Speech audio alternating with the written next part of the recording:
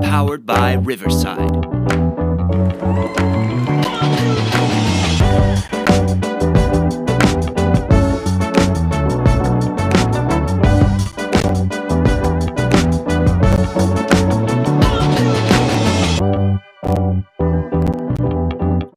What's up, everybody, and welcome into a brand new episode of the Broken Wheel Bearing Podcast. I'm your host, Matt Codd, and man, oh man, is it so exciting to be back under the mic with all y'all this week. I apologize about that last week. We had massive plans to have a good show. Talk about Josh Berry's first win. Before I guess we get started with Homestead, let's, how about we give Josh Berry a nice round of applause for what he did this past week or 2 weeks ago at Las Vegas. Yeah, I want to give him a round of applause. And it sucks because I think a lot of our the fans of the Broken Wheel Bearing Podcast kind of read my Facebook post this past week. Unfortunately, I've been dealing with a lot of allergies going on right now with the winter, as they call it, spring and winter. So last week I just had a massive sore throat. There was no way I could actually even get onto a microphone and talk because you guys would be like, "What the hell are you even saying?" So again, thank you so much for bearing with us. I apologize. And like I said, I wanted to give a special clap to Josh Berry because I felt like I missed a great opportunity to discuss that massive win out in Las Vegas for the Wood Brothers' 101st win of their existence. But not just that. And I got to give shout out to Loose on Entry. They brought it up in a post. That was the Wood Brothers' first win on a 1.5 mile track since 1993 when Morgan Shepherd won at Atlanta. So you were looking at 32 years since their last 1.5 mile win.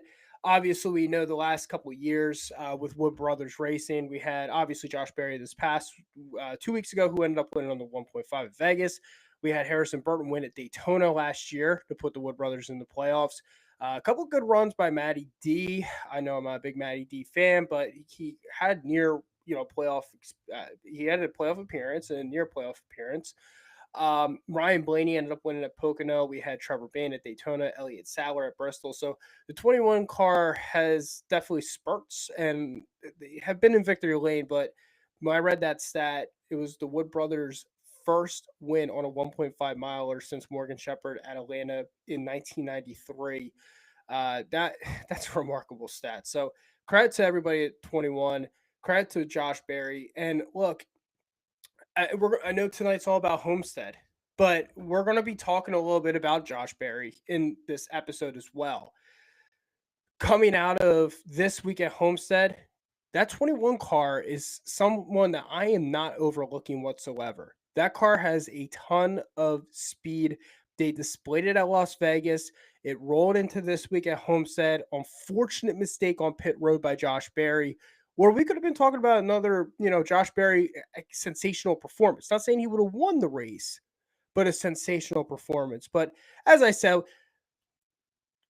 let's talk about Homestead this week. Again, thank you everyone once again for bearing with me.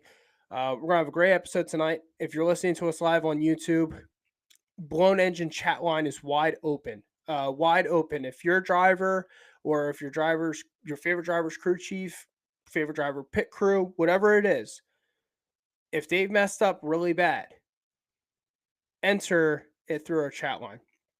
Let me be the voice of reasoning to try to calm you down as we get ready for Martinsville next week. Speaking of which, before we get started on tonight's episode of Homestead, a few show announcements. Let's continue rolling them. Multiple ways to find us on if you to listen to our podcast. First, we have a live stream broadcast on YouTube at the Broken Wheel Bearing Podcast YouTube page. We are live every single Wednesday night, unless I get sick, like what happened last week. If you do not hear from us on Wednesdays, or if you're unable to join us on the live broadcast, no big deal. We got you covered. Spotify, iHeartRadio, Amazon Music, and of course, you can listen to the live episode on YouTube after it's done recording. So again, multiple ways to listen to us. Now, if you really like listening to the Broken Wheel Bearing podcast and you're like, man, this guy's actually pretty cool. This guy actually knows what he's talking about. He's really good for the sport. We have a Facebook page, the Broken Wheel Bearing Podcast. Feel free to follow us, like us, subscribe. We always put up a weekly question, BWB question of the week. We love to have interaction with you. And then, of course, like or subscribe to us on at the Broken Wheel Bearing Podcast YouTube page or Spotify, iHeartRadio, and Amazon Music. So multiple ways to continue supporting us. And we appreciate your support because without you, we wouldn't be doing this. Also, a couple more show announcements. Few shows on the road which have already been announced, right? We're going to be at Pocono this year. Again, June 22nd is our annual BWB tailgate. Last year we had a lot of fun. This track is my backyard. I take such pride in going to Pocono Raceway. If you are going to the race or if you're up at the track, we'll start posting some stuff out probably within the next month about our Pocono tailgate. We will have more information on that, but if you're at the track, come up, enjoy some time with us. We absolutely had a blast last year. We definitely want bigger and better in 2025. Next show announcement, Dover. We will be doing a live episode at the Monster Mile on July 20th, 2025. First time at the Monster Mile since 2019. Another track that's in my backyard is this unofficial voice of NASCAR in the southeast corner of Pennsylvania. So I'm really excited to go to Pocono, and I'm really excited to go down to Dover. We'll be at both tracks. Now, final announcement, and this is what I've been working on for the last couple weeks. So, yeah, it just so happens I got sick, but I've been working on this for the last couple weeks, and I finally feel like we got this kind of rolling. Here we go. Drum roll, please.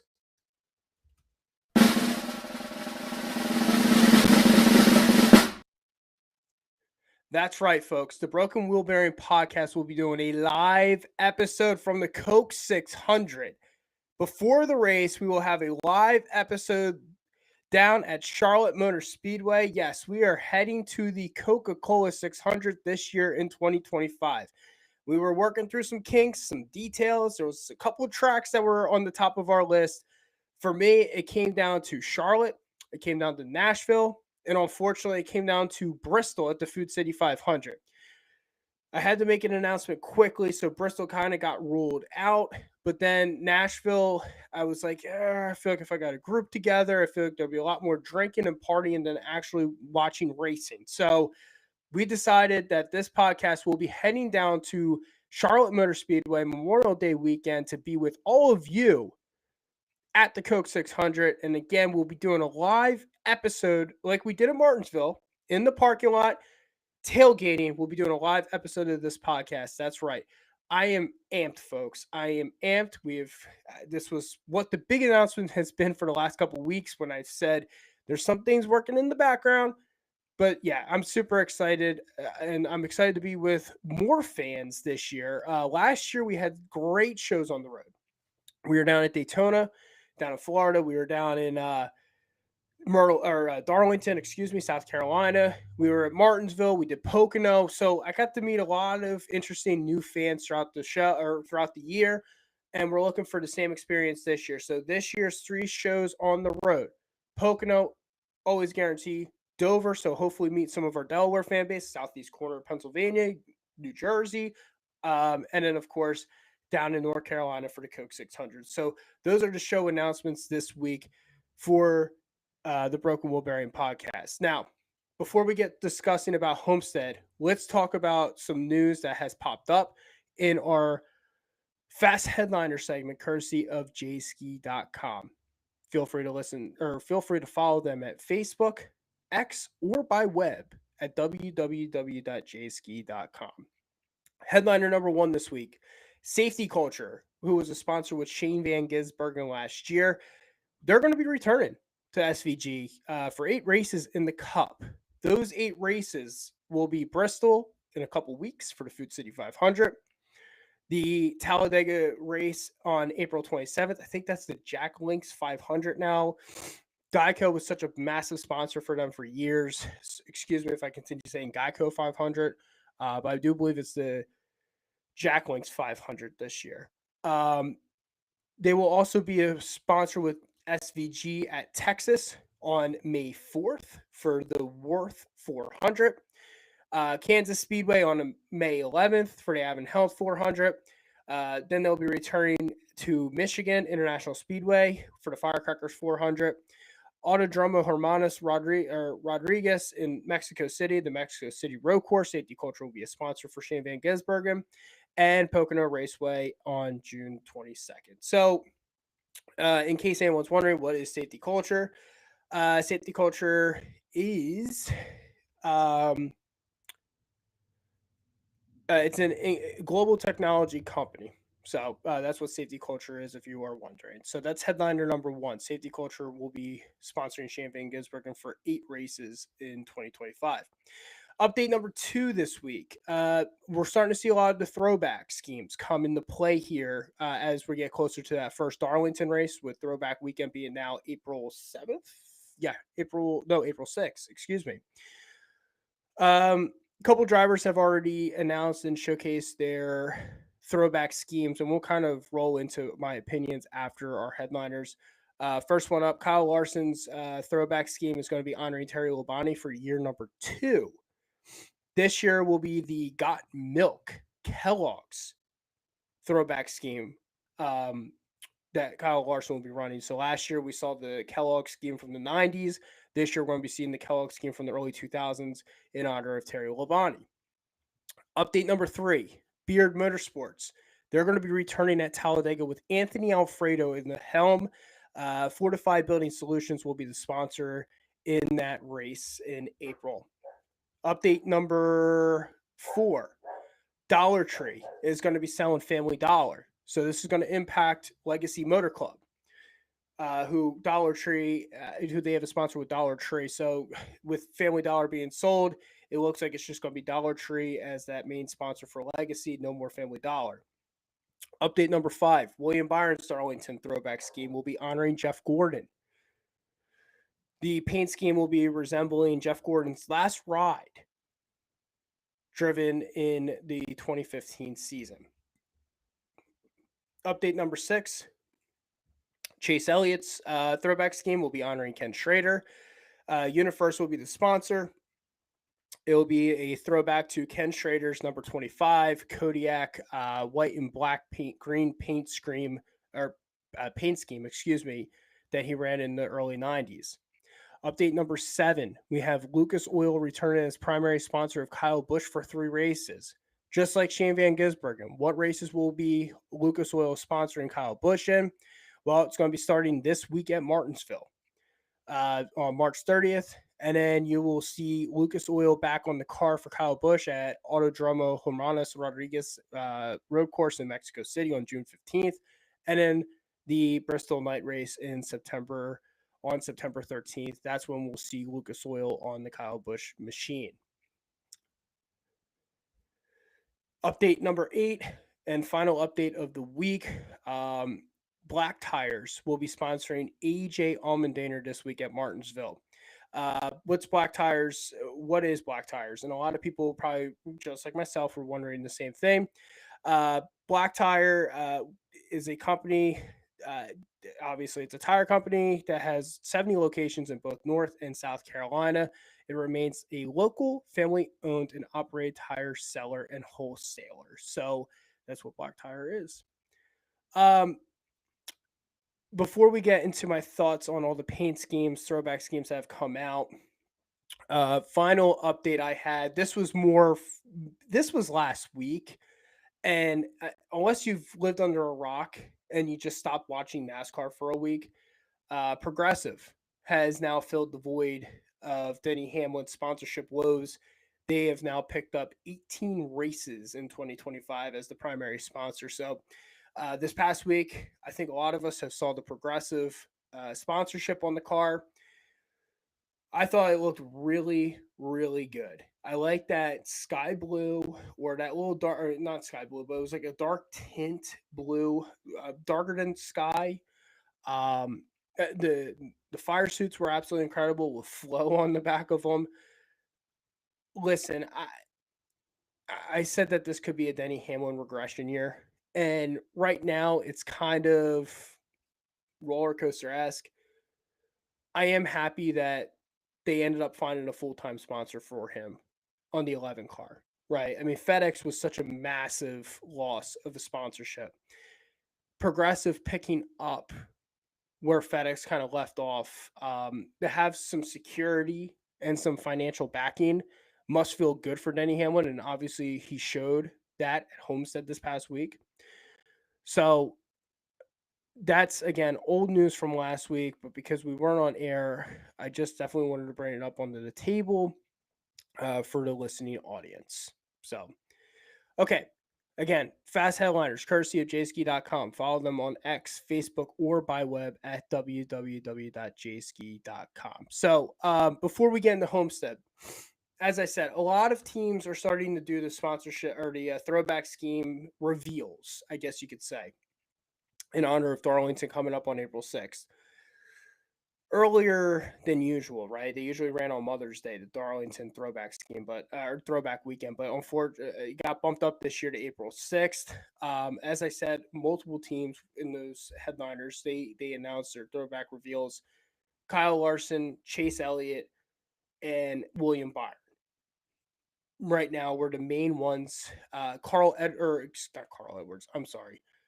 Denny Hamlin announced one as well. Sports Clips will be doing a throwback scheme for Denny Hamlin, but they'll be doing the throwback scheme to Carl Edwards.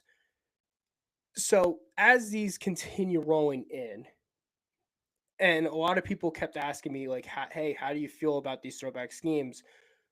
Um, I Let's talk about them. First, Kyle Larson to me absolutely has nailed these throwback schemes out of the park. The last 2 years specifically, um, have been remarkable. I think the Terry Labonte 90s scheme last year was one of the most beautiful throwback schemes I think I've ever seen. And I'm like, how in the hell is he going to top that this year? Well, he did. In my mind, I think he did. With that Terry Labonte, Kellogg, Scott Milk throwback scheme from the early 2000s. And when they did that on Veal, or when they unveiled that car, it basically came after Chase Elliott made his announcement. And so Chase Elliott ended up making, he's doing a throwback scheme to Ken Schrader in the early 90s. And a lot of people have been posting this car. And I got to say, and I agree with what a lot of people have said, is it the worst throwback scheme ever? I mean, it's got to be up there. It's got to be up there as one of the worst throwback schemes I've ever seen. The coloring of Chase Elliott's throwback scheme to Ken Schrader's car is way off.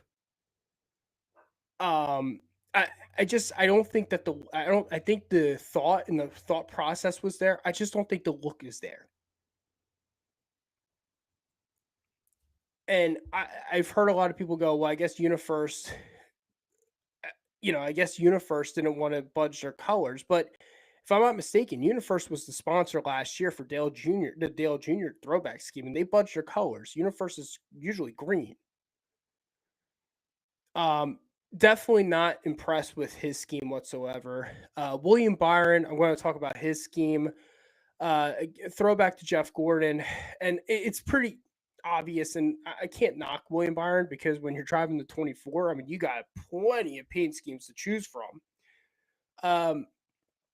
I feel like I've already seen that paint scheme already with his car multiple times that I'm kind of like, it's definitely better than Chase Elliott's. I will say that.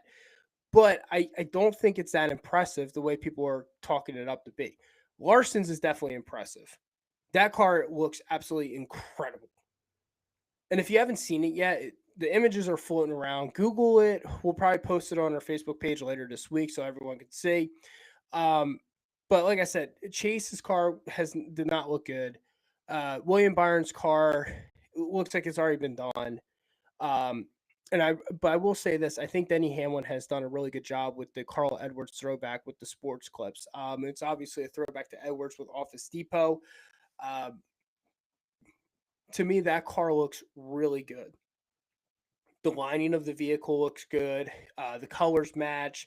Where they put sports clips matches. So right now, I will give an A+ to Kyle Larson. I give an A to Denny Hamlin. I give a B to William Byron, and I give a D to Chase Elliott on the throwback schemes. And of course, we'll see more throwback schemes come out as we get closer to Darlington. But that's the throwback update on the paint schemes. So, all right. So this weekend, let's transition into let's take the green and white checker flag on all that discussion from the fast headliners into the paint schemes, and let's take the checker flag or the green flag, excuse me, out on tonight's Homestead segment and discussion. So Homestead, Miami, to me is one of those tracks that, uh, you know, I feel like it's gotten a lot better as time has moved on. And we don't have that many tracks that replicate or emulate what Homestead Miami, the racing at Homestead can do. It's a 1.5 high banked, high speed racetrack. It's very beautiful, very colorful, very vibrant. It fits the city perfectly. But to me, the racing over the course of time at Homestead has gotten much better, right? When we first went down there, the track in the late 90s, the track was completely flat. They tried to make it like Indy down in Florida, but then when they put the progressive banking up, they gave you multiple grooves of racing, high line, no line, center of the track. It became a kind of like a tire eater track. It became you had to manage your tires. I mean, essentially at the end of the day, that's what it became. It became a track where you have to look at it and go, how do I manage these tires to save myself for 267 laps? Now, the one thing we got Homestead very early this year. We got Homestead very early this year because of the fact that they're going to be doing track renovations in hopes of luring NASCAR into a championship race in 2026. But with this plan, it will give Homestead an opportunity to address the needs that it needs to have in order to get the championship race. When I'm watching Homestead, and I've said this last year when it was a playoff race, I think I said it as we were driving to Martinsville. I I think Homestead is a very good track to have as a championship race. I do. It runs similar to what Old Atlanta ran as 1.5 progressive banking high speeds, right? But I'm after this past weekend, I'm not enamored with the idea of us going back to a championship race weekend down in Homestead. I'm not. And after watching the race, this race is the Truck Xfinity Cup. It comes back to my point of I maybe my opinion has changed over the last couple months, maybe to a year. I prefer having a championship race at a track that these teams have data on. I know that's a big change of pace of what I said last year. I know it's completely different than what I've been saying. But I kind of I feel like we do want that. I'm not saying Phoenix is the greatest championship race of all time, but there's reports right now that Las Vegas could become the championship race weekend track as well, which is great. They run at Las Vegas early in the season. I like Homestead a lot. I feel like it lost its lure for so many years as the championship race, and there's a reason why. I love it as a playoff race. I think it's sensational as a playoff race. I prefer it in the round of 8. I don't prefer it as a championship race. Now, granted, I know what NASCAR's trying to do. They're trying to put it in a champion. They're trying to put a championship race in a big media market, and they got the Miami market. Even though Homestead's not close to Miami at all.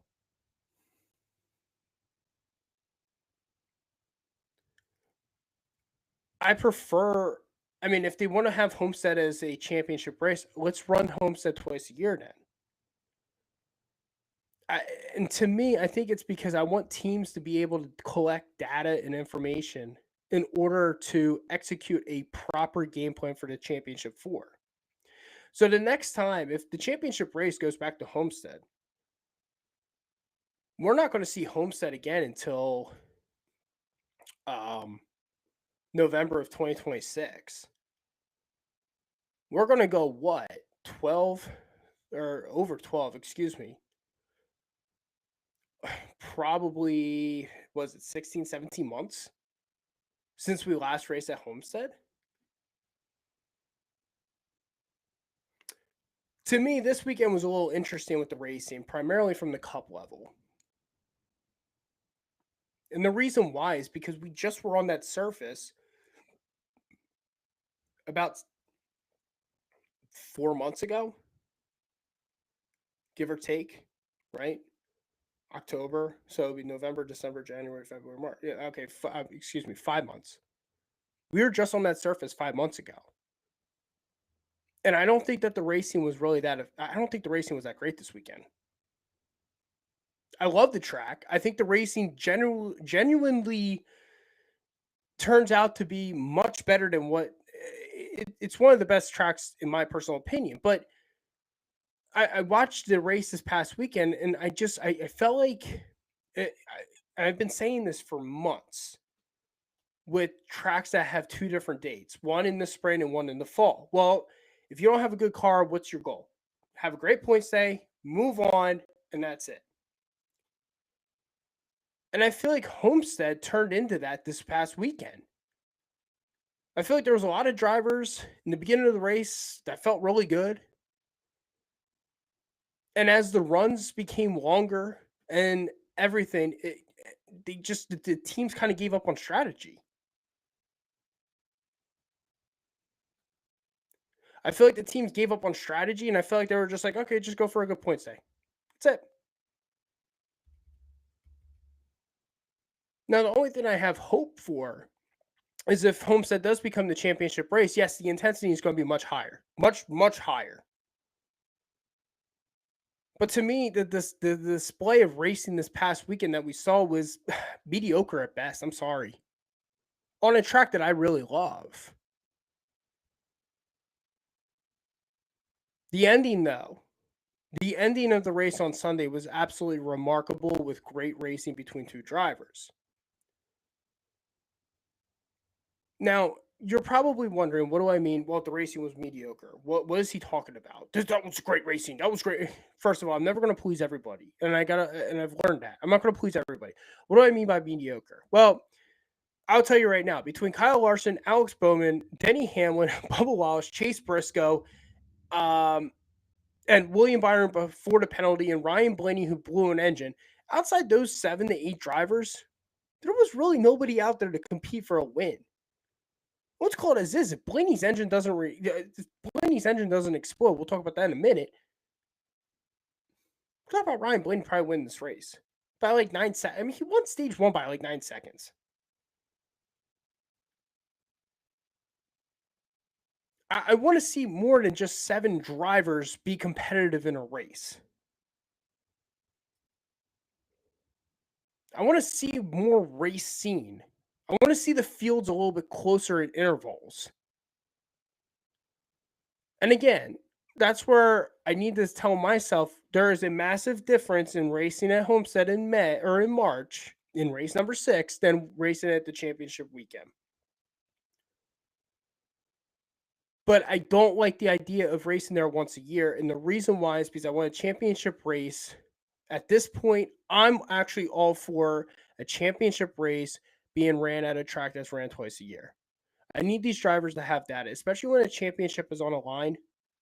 Because when you look at Homestead, we kind of know who, when we go for Homestead picks, we usually come back to the same drivers. And why do we do that? It's because it's predictable.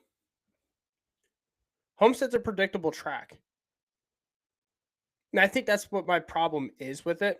The drivers that are really good there are really good. The drivers that are really bad there are really bad.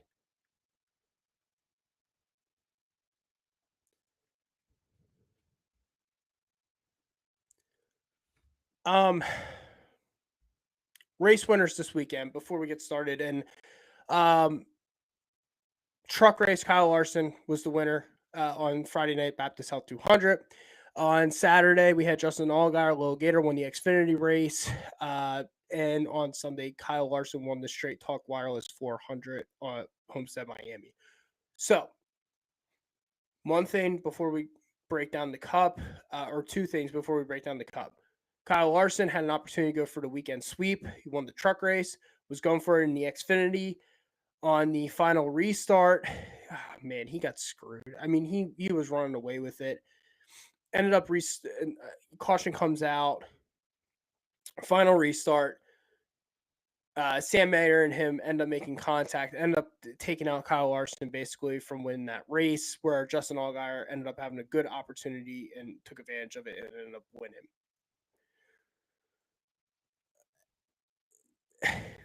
Again, will we ever see a driver? And if you're listening to us live, feel free to chime in. Will we ever have a driver have a weekend sweep again where they win the truck, Xfinity, and Cup? I know the last one to do it was Kyle Busch, but and I feel like this was probably the closest we were going to get from that. But for all the fans that complained about having the Cup guys drive the Busch car or Xfinity cars and the trucks, so what? Why did you take that away from us? We want to see drivers win races. That's all that matters. That's all that matters. And like I said, this past weekend was a good opportunity with Kyle Larson. But unfortunately, issues in the Xfinity race. But he did get 2 out of the 3 wins in the truck and the Cup race. So before we get into deeper topics from the Cup series, and next week we're going to get back into our Xfinity deeper discussion, same with our truck deeper discussions as well. I apologize about that. I really just wanted to get rocking and rolling with the Cup for all of you tonight.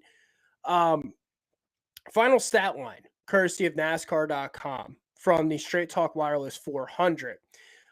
Winner was Kyle Busch. Finishing second was Alex Bowman. Bubba Wallace was third. Chase Briscoe was fourth. Denny Hamlin was fifth. So that's your top 5. Rounding out the top 10, you had Chris Buescher, who finished sixth. Interesting day by Chris Buescher, by the way. Finishing 7th was AJ Allmendinger. Finishing 8th was Tyler Reddick. Finishing 9th, Ryan Preece. And finishing 10th was Justin Haley. So your top 10 in stage 1 was Ryan Blaney, Alex Bowman. Blaney ended up winning. Bowman finished second. Chase Briscoe finished third. Kyle Larson finished 4th. Austin Cindric finished 5th. William Byron finished 6th. AJ Allmendinger finished 7th. Josh Berry finished 8th in stage 1. Noah Gragson finished 9th in stage 1, and Joey Logano finished 10th in stage 1. So those were your top 10 stage earners. Stage 2, your winner was Denny Hamlin. And then it was Kyle Larson, Ryan Blaney, William Byron, Bubba Wallace. That was the top 5 in stage 2. And then rounding out the top 10 was Bowman, who finished 6th. Cindric finished 7th. Chase Elliott finished 8th. Carson Hocevar finished 9th. And Tyler Reddick finished 10th in stage 2. More stats to come along. Your laps led in this race. Well, Ryan Blaney led a race high of 124 laps for 5 times. Then you had Kyle Larson, your race winner, led 6 times in this race, led 19 laps. Alex Bowman led 6 times in this race for 43 laps. And then you had Bubba Wallace, who led 3 times for 56 laps. Denny Hamlin led 3 times for 15 laps while collecting a stage 2 win. You had Zane Smith, who ended up led 1 time for 3 laps. William Byron led once for 1 lap. Josh Berry led twice for 2 laps.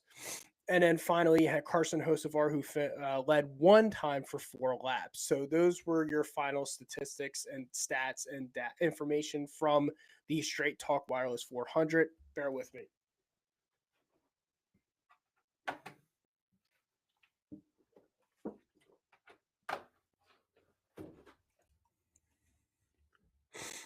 So some BWB thoughts coming out of Homestead Miami, out of the Straight Talk Wireless 400. First up on the board for us today, let's talk about Kyle Larson and how dominant he has been at this track. So Kyle Larson joined Hendrick Motorsports back in 2021. In those 5 races, Kyle Larson has won 2 of them at Homestead Miami. First win at Homestead was October 23rd, 2022. Second was on Sunday. Other finishes with Hendrick Motorsports. He finished 4th in 2021. He finished 34th in 2023. He finished 13th in 2024. Kyle Larson led 5 laps in 2021. He led 199 laps in 2022, 96 in 2023, 1 lap in 2024, and 19 in 2025. So Kyle Larson. Also on top of it, he has 3 stage wins at Homestead with Hendrick Motorsports. And to me, what makes Kyle Larson so special at this track? Well, I think the number one thing that we look at, and the thing is, okay, so he's got a 34th place finish. Let's brief on that real quick. 34th place finish. Probably could have won that race. What does he do going into the pits? He hits the water barriers. Remember that? Ends up wrecking because he crashed into the water barriers. Okay, and let's talk about his 13th place finish. Last year, he was going for the win. What does he do? Ends up spinning out, trying to pass Ryan Blaney while trying to get around Austin Dillon. Ended up starting in the rear of the field, ended up driving back up to 13th. Probably could have won that race too. I'm just saying. Kyle Larson's starting to become a driver where I'm like, if he doesn't win, well, we know why he didn't win. And usually it's because of something stupid. It's not, well, he didn't really have a good car. He didn't really drive. No, he did something really stupid. He ran into water barriers, or, he spun, getting too aggressive, racing around Ryan Blaney and Austin Dillon. So, okay, he's got 2 wins since he joined Hendrick Motorsports in 5 years. He probably should have, I would say, probably 2 more wins. 2 more wins at this track. Now, going back to my point, or my question. A lot of people are asking me, what makes him so special at this track? How does Kyle Larson dominate this track? And I think everyone's simple answer is this. Well, he's just really good at dirt. He knows how to ride the high line. Now, granted, the last 3 winners at Homestead Miami, or 4, were all former dirt track specialists. 25 was Kyle Larson. 24 was Tyler Reddick. 23 was Christopher Bell. And 22 was Kyle Larson. So there is maybe some correlation there that running dirt helps you at this track. But where did Christopher Bell and Tyler Reddick finish this past week? Well, Reddick ended up finishing 8th. He struggled pretty much the whole day until the end of the race in quarter 4. And Christopher Bell ended up spinning out, but was really a non-factor for the beginning part of that race. And with that said, Christopher Bell finished 29th. So I don't necessarily think it's all the dirt track. Yeah, I think the dirt track helps run the high line. I think you get more confidence and a lot more composure running it. But I think that Kyle Larson's really good at doing one thing. Managing his tires. Kyle Larson is really good at managing his tires. And I think at Homestead, that's one thing that you really need to do. You're going to ride 5 different grooves of that track the whole entire day. You just are. You have the high, you have the middle, you have the low, but even inside like the middle lane, there's also two different grooves. You got the high middle, low middle. There's multiple grooves in that track.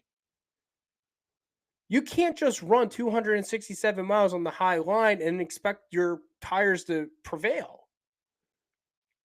You can't run 267 miles running or laps running on the low line and think that your tires are going to prevail.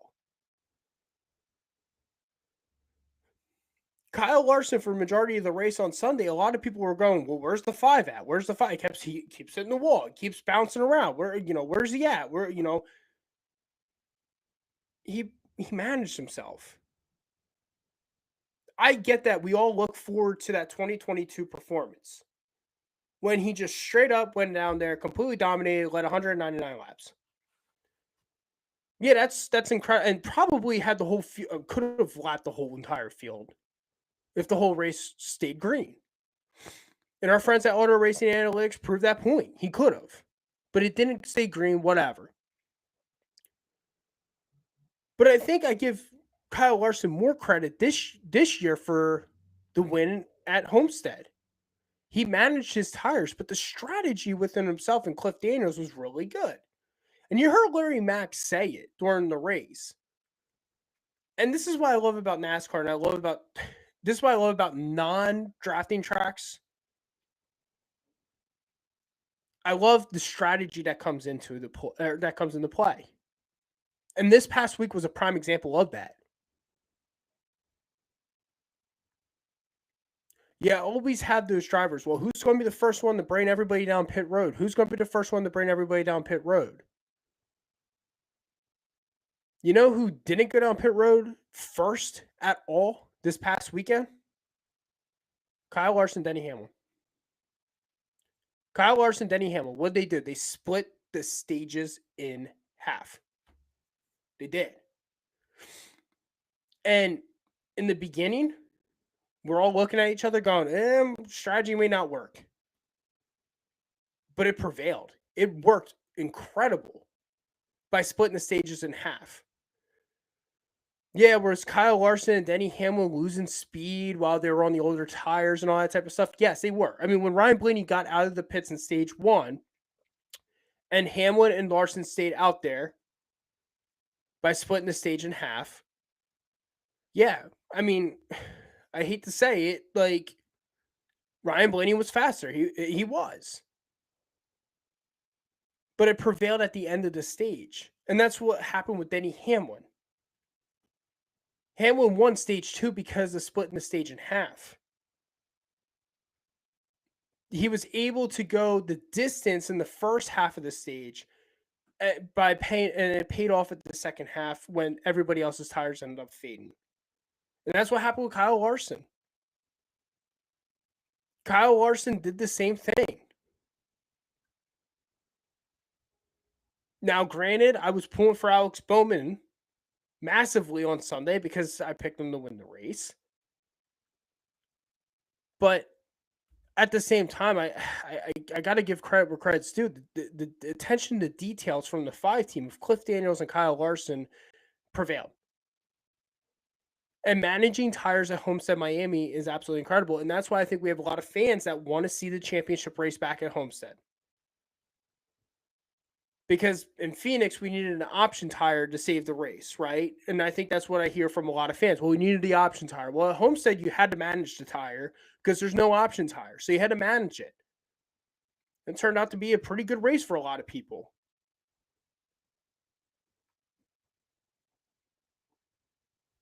Kyle Larson ended up passing Alex Bowman with 6 laps to go. I mean, Mike Joy was saying, well, Larson's got the speed. He'll probably get to Bowman by 2 laps to go. Larson got to Bowman by 6 laps to go. Alex Bowman ends up making a mistake, ends up mirror driving into the wall. Once Larson got past him, I said, this race is over. He's not catching him. Gotta give the Fox booth a lot of credit for this. They were trying to make it something out of nothing. And unfortunately, again, Kyle Larson just drove off into the distance. But it was the strategy. It was managing the tire wear at a track. And that's why I think what makes Kyle Larson so special at this track. Everyone wants to try to do that Kyle Larson high line at Homestead, Miami. But you do it so long that you're going to just eat your tires away. Where Kyle Larson knows that, and he needs to fade into different grooves and different lines to be able to make the strategy that him and Cliff Daniels lay out work. Not being the first one down pit road is pretty difficult at Homestead. Making sure that you go the distance and going halfway each stage before we put tires on. There's a lot of strategy that was managed in that race. So credits where credits due. Kyle Larson was remarkable in that. That's what I think that, and again, going back to people's question to me, that's what makes, in my mind, Kyle Larson so special at Homestead. Understanding that one line's not going to, running one line for more than a certain amount of laps, percentages of laps, is not going to win you this race. You need to change it up. You need to hit your marks. You need to get halfway through the stage to get new tires. Because the goal is, at the end of the stage, is to have the freshest pair of tires on that car. If you have race winning speed. Topic number 2, coming out of Homestead, I wrote down Ryan Blaney. And the one thing I will say is Ryan Blaney was so effective and so good on Sunday.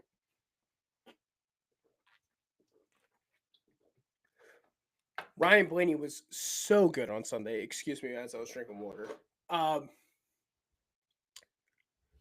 Ryan Blaney led 5 times in this race for 124 laps. He ended up winning stage 1, but ends up blowing an engine at lap 207 in this race. And then you heard Ryan Blaney basically scream on the radio, "I'm blowing up." I don't know what it is with this 12 car, man. I don't know what it is. This is now the second week in a row that this car has had, or second time in the last 3 weeks that this car blew an engine. Vegas last week, he ended up getting caught up in someone else's wreck, but twice in the last 3 weeks, the engine has blown. Phoenix and Homestead.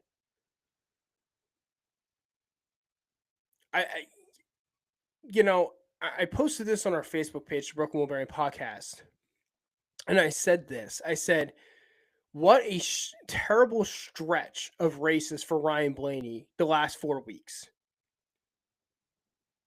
He ended up finishing 19th at COTA.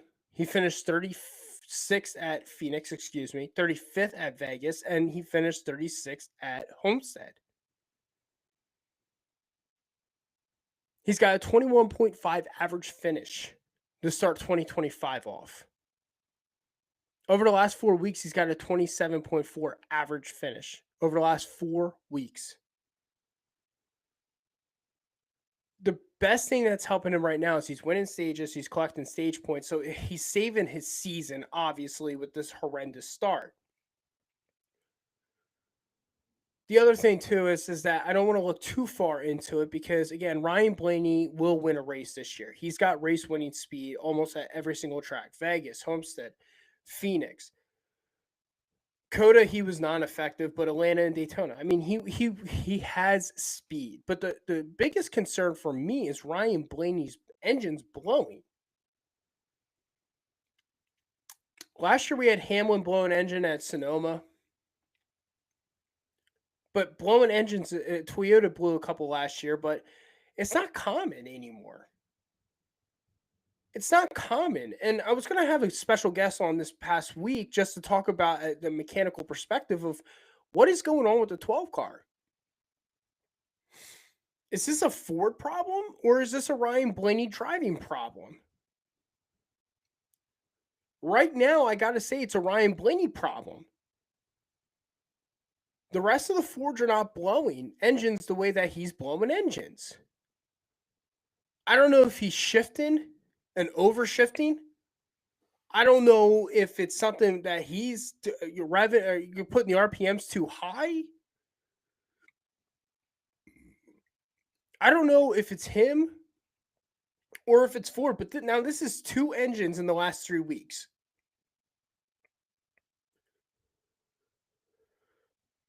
These blown engines are costing you wins. I mean, this past Sunday, this engine cost him an absolute win. If he's in this race, I mean, if he doesn't blow the engine, he probably wins the race. I'm sorry, he does. He was the best car in the start of the race, all the way until he blew the engine. Now, obviously, tire wear obviously that's a whole different discussion on where he would have been with tires compared to Kyle Larson and all that type of stuff. But Ryan Blaney had race winning speed. Phoenix, to me, had race winning speed. Vegas, he did too, but he got caught up in someone else's bullshit. But if I'm Penske, I gotta look at this and go, how do we fix this? Because going into Martinsville, that is a heavy, heavy shifting track. And if he's blowing engines because it's shifting by him, then then they got to fix it. They got to talk to him and they got to resolve the issue. Because again, you got Martinsville, but then you got Darlington and you got Bristol coming up. I don't know what the answer is, but again, it's costing Ryan Blaney wins within himself.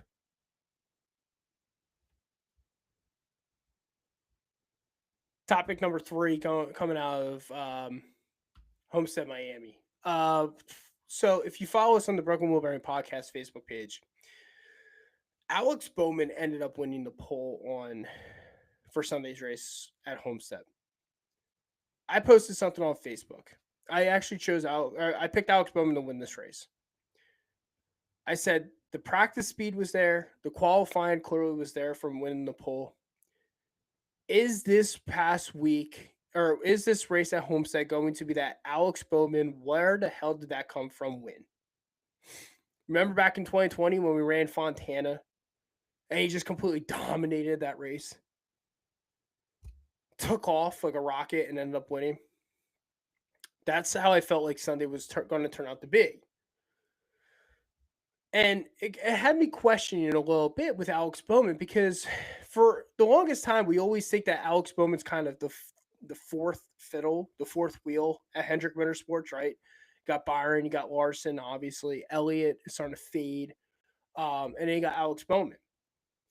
And we have constantly go, well, he's got Hendrick Motorsports. He doesn't win enough races. The 48, he's, put anybody in that car, he'll win. But again, this past weekend, I'm like, okay, he might shut some critics up. My question to the audience, though, going into tonight's show, and if you're listening live, feel free to chime in. Was Sunday more of Alex Bowman just had a great week, or was it more of things to come? And the more I think about it with Alex Bowman, the more I think that he might be a driver that wins multiple races in 2025. Alex Bowman has been really, really good this season, to start this season off. He finished 6th at the 500. He finished 26th at Atlanta, finished 9th at COTA, finished 7th at Phoenix, 7th at Vegas, and finished 6th at Homestead. Right now, Alex Bowman is supporting a 9.5 average finish. His average start, according to NASCAR.com, is 18.5. So he's gaining 9 positions each race at this point. Yeah, he's got 1 top 5, 5 top 10s on the season so far, 1 pole, and he's led 62 laps. So a lot of them come this past weekend.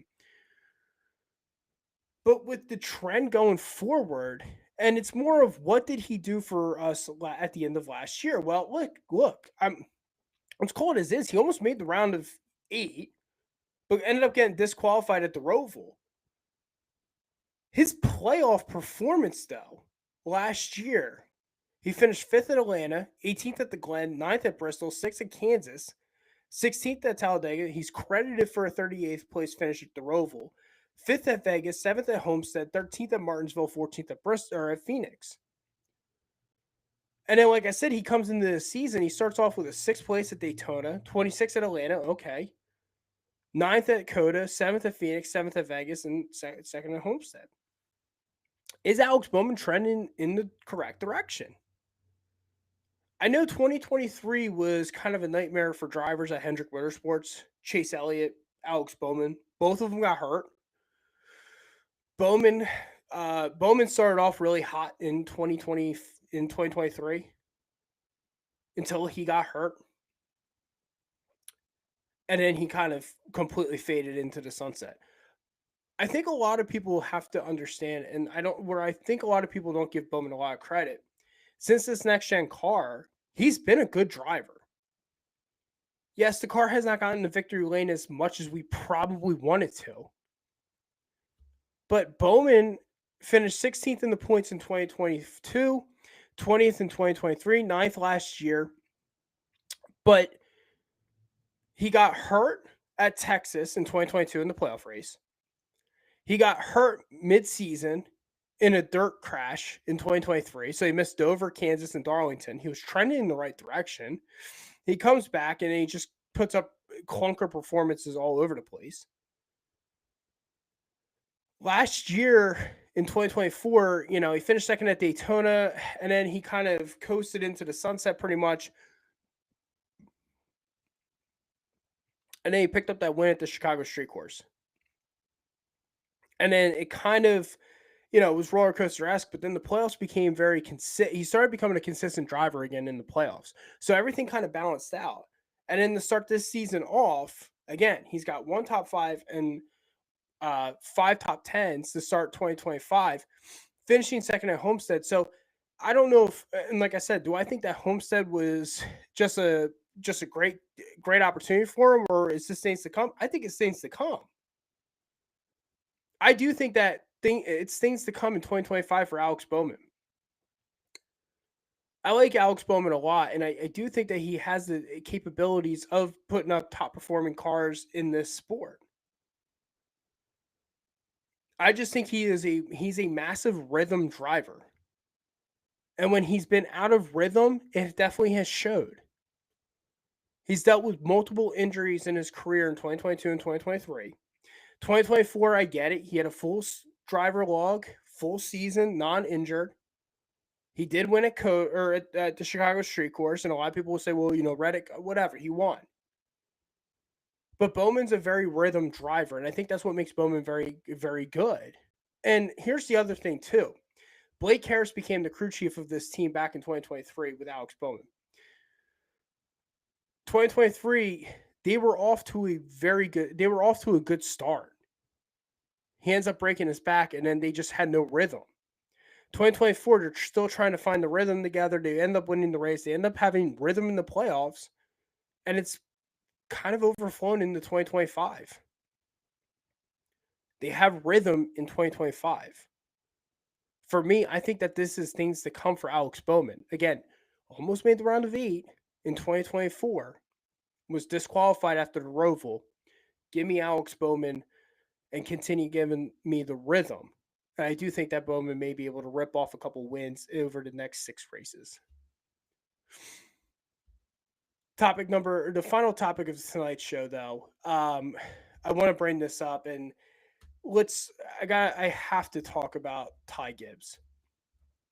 And a lot of people, and myself included, bear with me real quick.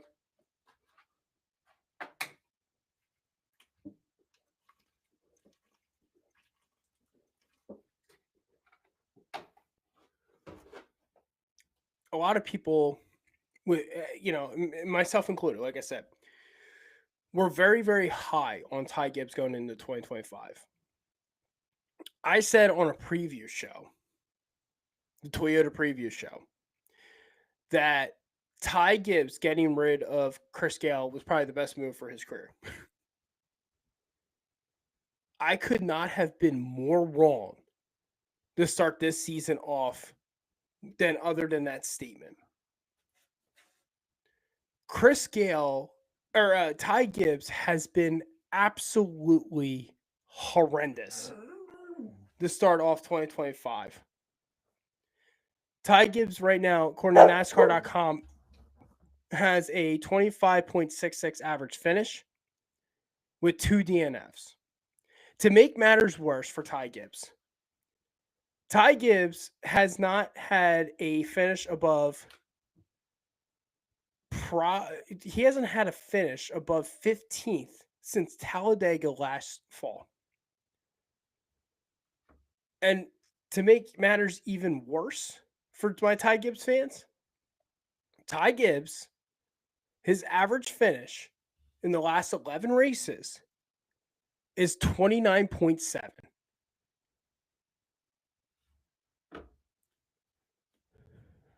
Right now, Ty Gibbs is sitting 34th in the driver's points. He is currently only above Cole Custer, Jimmie Johnson, and Cody Ware. Now, I have no clue how Cody Ware is still below Jimmie Johnson. That's a whole different topic, maybe for next week. There is in my mind, there is absolutely zero thrill and belief that Ty Gibbs is going to get out of this hole anytime soon. This is an absolute nightmare over the last 11 races. Again, this all stemmed from the Roval. Last year where he started going on this horrendous slide. 11 races, has not had a finish above 15th. His best finish was 16th at Daytona in that stretch. This past week, he didn't have an issue. He started 13th, but he finished 25th. He went backwards. As I said, I couldn't have been any more wrong with Chris Gale leaving Ty Gibbs was the best thing for his career. When I heard that Chris Gale was leaving Ty Gibbs, I thought that Ty Gibbs was going to have an opportunity to take off and, have an opportunity to flourish to his strengths, not a conservative approach that Chris Gale usually brings. There's no strategy right now with that 54 team. There's no strategy whatsoever.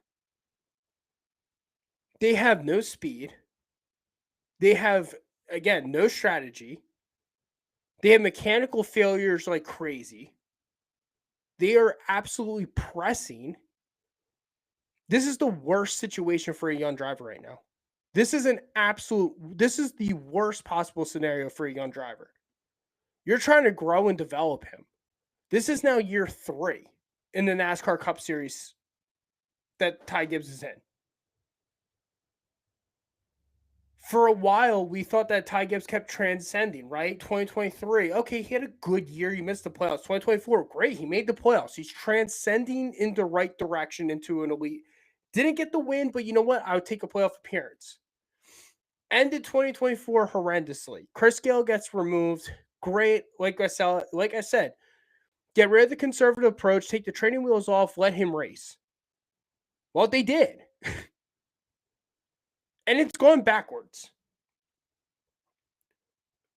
As I said, he's only above Cole Custer, Jimmie Johnson, and Cody Ware in the points.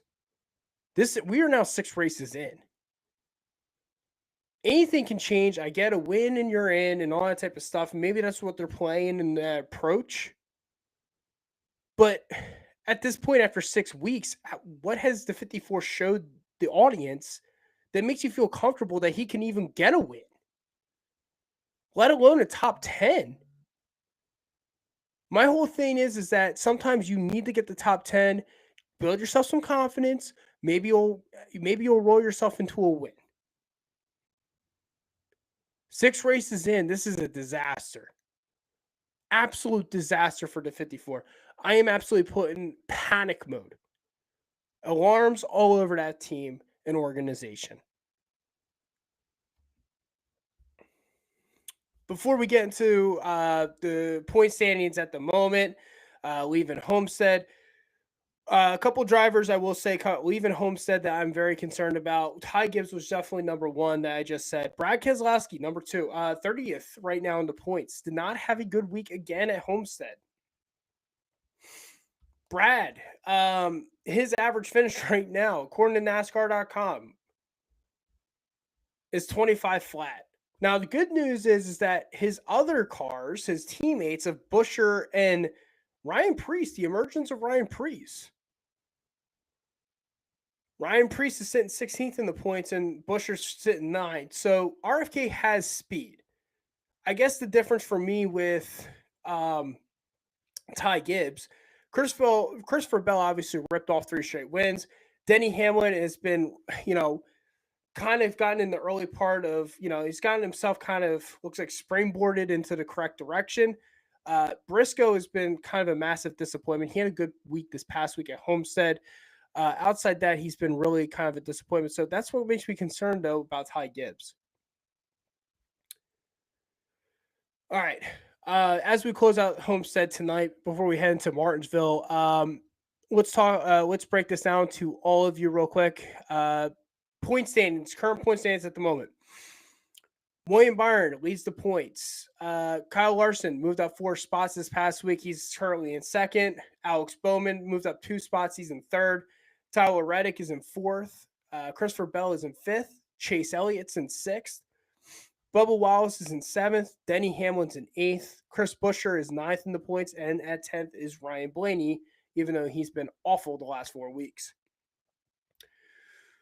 Currently 11th in the points is Joey Logano. 12th is Josh Berry. 13th is Chase Briscoe. 14th is Ross Chastain. 15th is Michael McDowell, a driver to me that we don't talk a lot about because he's just there, I feel like, with that Spire car. But in the top 16 in points right now. Good start for Michael McDowell in that 71 team. And finishing and currently 16th in the points is Ryan Preece. So those are your point standings as we leave Homestead and enter into Martinsville. So Martinsville, let's talk about the Cookout 400. Give you a couple picks before we end tonight's show. Last year's winners at Martinsville were Ryan Blaney ended up winning the fall, and the spring was William Byron. Excuse me. So, couple picks this week. Drivers that I like. The 4 drivers that I'm going with this week. Let's talk with driver number 1. I love me Chase Elliott at Martinsville. I will always pick Chase Elliott at Martinsville. I think he's really good there.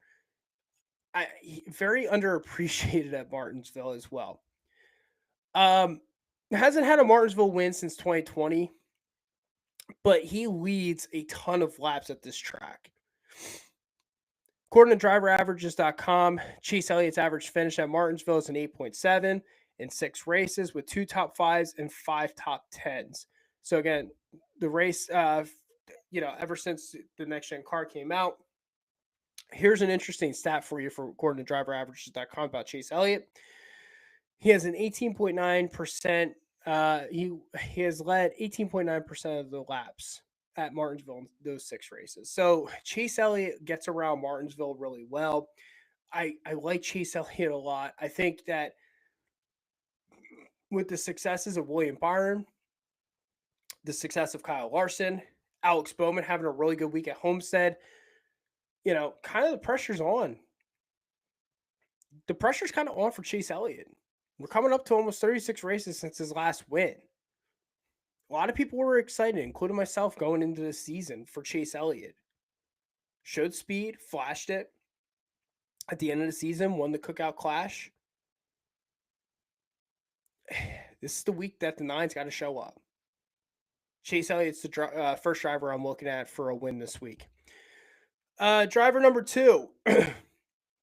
Excuse me. I really, really like Ryan Blaney. Ryan Blaney has been lights out here in the next gen car. He's got an average finish according to driveraverages.com at a 3.5. He's got 2 wins, 5 top 5s, and 6 top 10s. He's led 6.7% of the laps in 6 races at Martinsville. Blaney has become kind of the Martinsville ace, more so in the fall than the spring. But with the way that 12 car's got speed, now granted, he's either going to win the race or he's going to blow an engine. That's where we've gone at this point with Ryan Blaney. I like Ryan Blaney. That's driver number 2 for me. Driver number 3, William Byron. According to driveraverages.com, 8.5 average finish, 2 wins, 2 top 5s, 4 top 10s, and he's led 12.9% of the laps in 6 races. In my personal opinion, has, kind of won those 2 races at a couple of lost opportunities for Chase Elliott. 2022, primarily, I look at the sprint race. Chase Elliott really was strong in that race to start. In the start, pit road error, ended up going in the back. William Byron took advantage of it. And then last year in the spring, 2024, Chase Elliott on old tires that just could not get around him. William Byron ends up getting by him, ends up winning the race. But William Byron has the 2 wins. So he's driver number 3 that I'm looking out for in this race. Finally, driver number 4, I like. I can't continue giving everyone favorites, but I do like Chase Briscoe. This is a track that's pretty interesting for me with Chase Briscoe. According to driveraverages.com, he's got an 8.7 average finish. Same average finish as Chase Elliott. He's got 2 top 5s, 5 top 10s. Again, same stats similar to Chase Elliott. The only difference is that he's only led 5.2% of the laps in those 6 races in the next-gen car, whereas Chase Elliott led 18.9%. Briscoe had a couple really good outings at Martinsville with Stewart-Haas Racing. Joe Gibbs Racing, to me, has much better equipment. Clearly, they were not a lame duck program at this point. Chase Briscoe has not been off to the best start I think a lot of us were anticipating, but this is a good week for him to possibly turn things around. So my 4 drivers this week that I like is Chase Elliott, Ryan Blaney, William Byron, and Chase Briscoe. Drivers I think that are trending upwards, Kyle Larson and Joey Logano. Larson, according to driveraverages.com, it's a 5.5 average finish. He's got 1 win, 4 top 5s, 5 top 10s, and he's led 9.4% of the laps led. And then with Logano trending upwards, he's got a 5.2 average finish, 3 top 5s, 6 top 10s with 4% of the laps led. So I do think that it's going to come back down to Hendrick Motorsports, and I do think it's going to come down to Team Penske. That's who I really am zoning in on this week at Martinsville. And then finally, drivers that I personally believe are trending downwards at Martinsville. For a while, to me, I used to get really excited about Brad Keselowski at Martinsville. As we are entering the late 2010s, the 2 was there every single time. In this next-gen car in the last 6 races, now granted, he was disqualified in one of them. Brad Keselowski, according to driveraverages.com, holds a 23.8 average finish. He's got 1 top 5 and 2 top 10s. Or, excuse me, he's only got 1 top 10 and 2 top 20s with 177 laps led. For me, Brad Keselowski has been massively struggling in this next-gen car at Martinsville. He's a driver I'm completely fading. And my final driver I'm going to fade this week is going to be Tyler Reddick. Tyler Reddick has a 23.7 average finish, according to driveraverages.com. Similar to Brad, 1 top 10, 2 top 20s. Difference between Keselowski and Reddick. Reddick has 0 laps led. He has not led a single lap. So the 2 drivers I'm going to fade is Keselowski and Reddick. The 4, and then, of course, the 2 trending upwards is Logano and Larson. 2 I'm fading is going to be Reddick and Keselowski. So with all that being said, that's going to bring us to the checker flag tonight on tonight's episode of the Broken Wheel Bearing Podcast. Appreciate everyone zoning in, tuning in, listening to me talk about Homestead. And with all that being said, if you love what you're hearing, Feel free to follow us, support us, like us, wherever you need to do. Facebook, Broken Wheel Bearing Podcast, YouTube channel at the Broken Wheel Bearing Podcast, Spotify, iHeartRadio, Amazon Music. Subscribe, like us, wherever you need to do. Join us on Wednesday nights on our live stream. We'd love to hear from you, the fan. Continue chatting with us throughout the live episodes. With all that being said, guys, folks, we are week number 7 in the NASCAR Cup Series season. We're 1/6 done the season already. Week number 7 down at Martinsville Speedway, one of my favorite tracks. If you're heading down to the race down in Virginia, enjoy yourself, have fun, be safe. And if you're not and you're watching on TV, enjoy your race weekend. And with all that being said, we'll chat with you next week after the Cookout 400. Have a wonderful weekend and good night.